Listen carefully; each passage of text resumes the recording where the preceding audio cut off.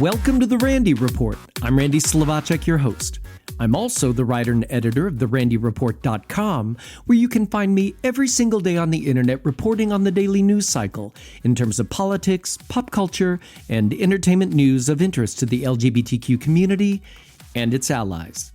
In this week's headlines, Defense Secretary Pete Hegseth has ordered the U.S. Navy to remove pioneering gay rights activist Harvey Milk's name from a ship.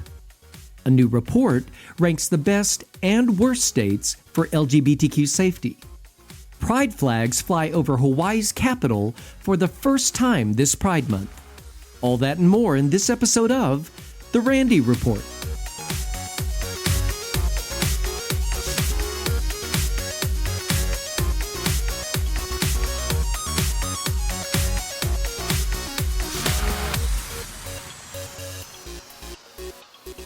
As millions observe Pride Month in June, Defense Secretary Pete Hegseth has ordered the Navy to take the rare step of renaming a ship, one that bears the name of pioneering gay rights activist Harvey Milk. Military.com reviewed a memo from the Office of the Secretary of the Navy, the official who holds the power to name Navy ships, that showed plans for the renaming of the oiler ship USNS Harvey Milk. A defense official confirmed to Military.com that the Navy was preparing to strip the USNS Harvey Milk of its name, adding that Navy Secretary John Phelan was ordered to do so by Hegseth. The official also said that the timing of the announcement, occurring during Pride Month, was intentional. Milk, whose parents both served in the U.S. Navy during World War I, enlisted in the Navy in 1951 and attended Officer Candidate School in Rhode Island. He served as a Navy diving instructor on the submarine rescue ship USS Kittiwake during the Korean War. He left the service as a lieutenant junior grade in 1955 after being officially questioned about his sexual orientation. Milk then ran for political office in California, winning a seat on the San Francisco Board of Supervisors in 1977. He was killed in office in 1978, shortly after passing a bill banning housing and employment discrimination based on sexual orientation. His death transformed Milk into an icon in the LGBTQ community. He was posthumously awarded the Presidential Medal of Freedom in 2009. The USNS Harvey Milk is a John Lewis-class oiler, a group of ships that are to be named after prominent civil rights leaders and activists. The oiler was first named after Milk in 2016 and launched in 2021. No new name for the ship has been announced at this time. Congresswoman Nancy Pelosi, who represents San Francisco, said in a statement, quote, Harvey Milk proudly served as a lieutenant in the United States Navy and was a formidable force for change, not just in California, but in our country. While he is remembered for his LGBTQ advocacy, Harvey fought for the dignity and worth of every person. In San Francisco, we take great pride that our Harvey's name adorns a mighty ship among a new class of Navy vessels which honor Titans in the fight for freedom.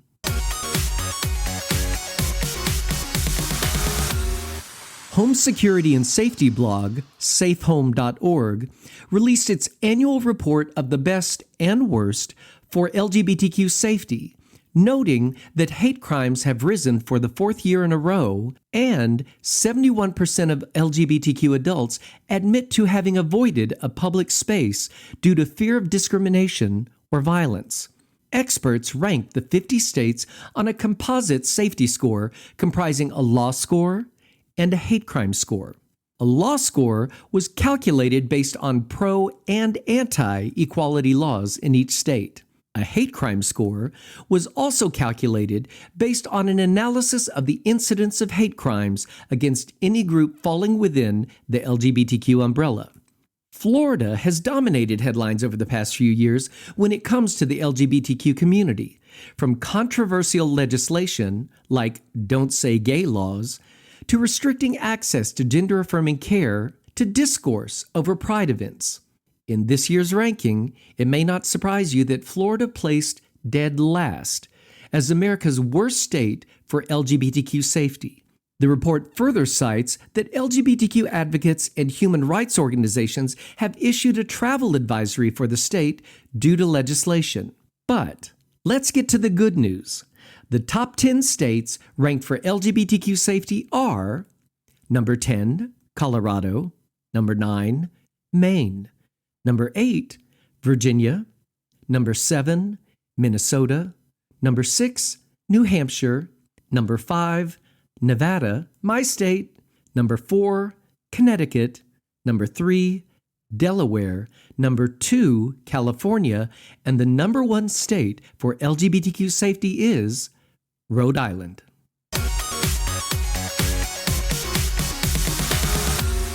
For the first time, pride flags will be flown over the capital of Hawaii throughout June as a shining example of the aloha spirit. The flag-raising ceremony was held on Monday, June 2nd, at the Capitol. This comes amid actions in other states to ban pride flags at public buildings. 8 pride flags will be flown at the Hawaiian Capitol, including the Inclusive Progress Pride flag. At the flag-raising on Monday, Governor Josh Green said, quote, "In Hawaii, aloha is more than a word. It's a value that guides how we treat one another with love, respect, and dignity. Flying the pride flag at our state capitol is a proud reflection of that aloha, as well as our deep commitment to inclusion. While other places are pushing people to the margins, Hawaii is leading with compassion and courage, recognizing that our Mahu and LGBTQIA communities have always been a valued part of our story and always will be." Hawaii has a long history of diversity and inclusion, being one of the first states to legalize same-sex relationships, and the first Pride event in Honolulu took place in June 1974. Earlier this year, the Hawaii State LGBTQ Commission held its first Queer Day at the Capitol, bringing together various advocacy groups to discuss key issues impacting the LGBTQ community.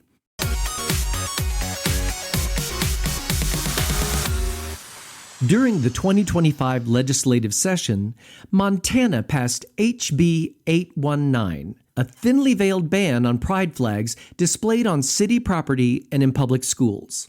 HB 819 states that no flag or banner may be displayed in or on government property, including but not limited to state buildings and grounds, public schools, and other government-owned facilities, and then goes on to make a list of exceptions. Those exceptions include historically significant flags as a way to allow the flying of the Confederate flag. They also include official law enforcement flags, including but not limited to flags honoring law enforcement officers and fallen officers. Most importantly, though, it makes the flying of official flags permissible. But the city of Missoula didn't back down. At a packed city council meeting on June 2nd, Missoula lawmakers advanced a resolution to designate the pride flag as an official city flag. More than 100 residents attended, with dozens testifying in favor. Some spoke to Pride's history and the need to visibly defy the state's targeting of LGBTQ people, while others focused on what the resolution would mean in practice, namely, restoring the ability to display the flag in public schools as a show of support for LGBTQ students.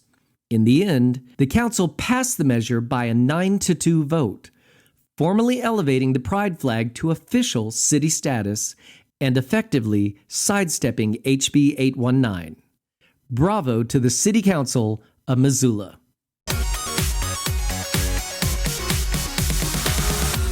And speaking of Pride Month, I thought I'd share a little history lesson. The month-long global observance began with Gay Pride Week in late June 1970, a year after the infamous police raid at New York's Stonewall Inn on June 28, 1969. That first Pride Week featured marches in Chicago, Los Angeles, New York, and San Francisco.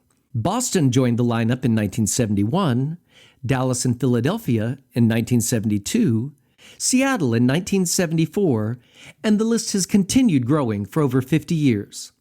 At the same time, gay pride celebrations also became a global event. London's debut event was in 1972, Sydney in 1978, and Montreal in 1979. The first World Pride event was held in Rome in 2000, and Washington, D.C. is the host city this year.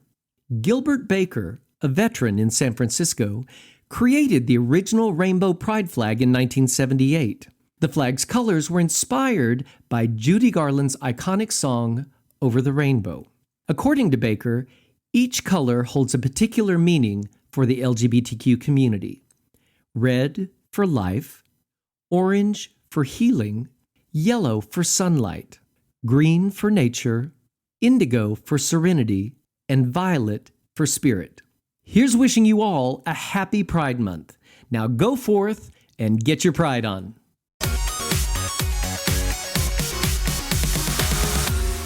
And that brings me to the end of this episode of The Randy Report.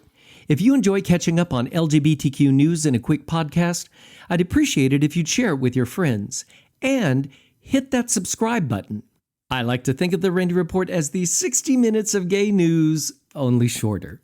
And remember, you can find me every single day on the internet at therandyreport.com, where I cover the daily news cycle in terms of politics, pop culture, and entertainment news of interest to the LGBTQ community and its allies. Thanks for listening, folks. Take care of yourselves, have a happy Pride Month, and I'll see you next time.